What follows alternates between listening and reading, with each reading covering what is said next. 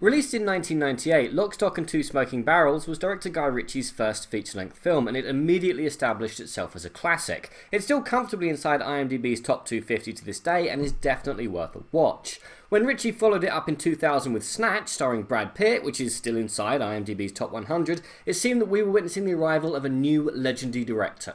Britain's Tarantino, with a knack for juggling multiple plotlines, huge casts of characters, and with a distinctive look and feel to his films. But we weren't, because Ritchie never made a great film again. His next two films, Swept Away and Revolver, are borderline unwatchable, and he momentarily reclaimed something akin to his former glory with Rock and Roller, the first film in a seemingly never-to-be-completed trilogy. Then, someone very brave looked at a director known for making low-budget crime films and decided to give him $90 million and to make Sherlock Holmes, which he did pretty well, making back $524 million. Similar returns awaited Sherlock Holmes: A Game of Shadows, but Ritchie scored one of the biggest box office bombs of all time in 2015's The Man from U.N.C.L.E. and has now been given $175 million to horrifically mutilate the story of King Arthur, and this is the first in a planned series of 6 films in what I will be calling the Arthurverse. That's assuming that there are sequels, which, if there is a merciful God, there won't be. But because it's the job of the first film in a franchise to set up story threads which will be resolved in future films, here are some questions that I hope they will address in the never-to-be-made ever under any circumstances sequel. I'll start with the easy questions. I want the casting director's name, rank, serial number and home address, because I will find him, and I will make sure that he never again so much as watches a film.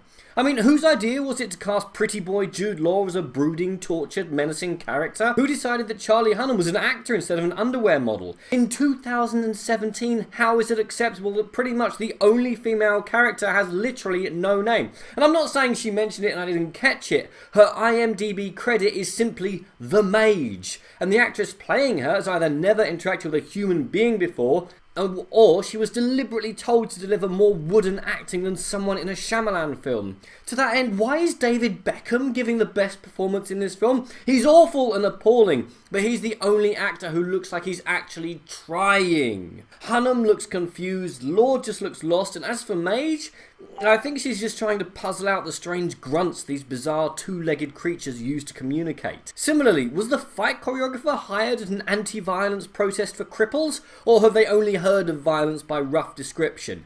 And no, hyper-editing everything does nothing to hide the fact that most of the people killed in the sword fights died from the hyper-lethal stab just under the armpit method that I thought had died out in the 70s. For that matter, where exactly is Merlin? I would have thought he would be extremely important in a King Arthur film, especially one where Arthur needs a mentor. What exactly are Excalibur's abilities other than whatever the plot requires? Why does one side only realise that they can create giant snake monsters seemingly out of thin air at the end of the film? I would have thought that would be the first and probably last move that you would need in a battle.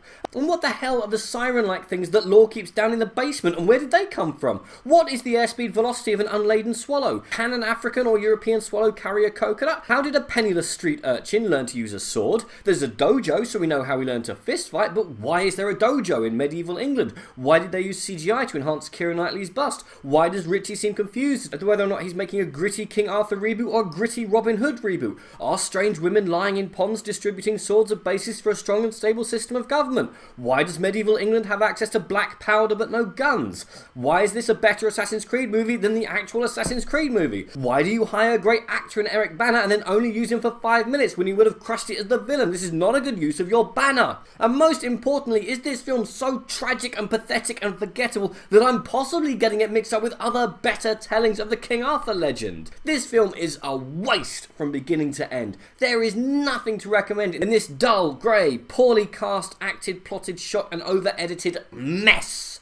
There is no reason to see this film, no reason to go within 1,000 miles of it. You want a sword and sandals epic? Go and watch Gladiator. You want a better telling of the King Arthur legend? I can't believe I'm saying this, but the Clive Owen version is better. Hell, Monty Python's version is better. There is nothing here to see, nothing here to recommend. This is the worst blockbuster I've seen since Terminator Genesis. It may even be worse than Terminator Genesis. This is a fire film, avoided at all costs. But what did you guys think, and what is your favourite sword and sandals epic? Comment below, let me know. I'm Daniel, this has been a dunking. If you've enjoyed this video, please like, share and subscribe.